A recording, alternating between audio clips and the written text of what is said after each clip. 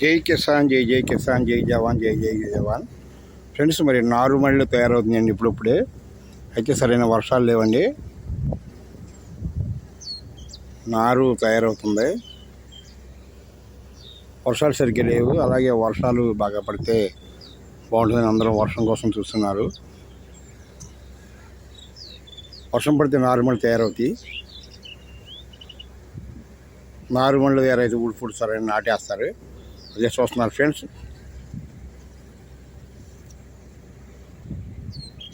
వర్షం బాగా పడాలని కోరుకుందాం ఫ్రెండ్స్. పంటలు బాగా పండాలి. రాజ్యం బాగాలంటే రైతు కష్టపడాలి. రైతు కష్టపడితేనే రాజ్యం బాగుంటుంది.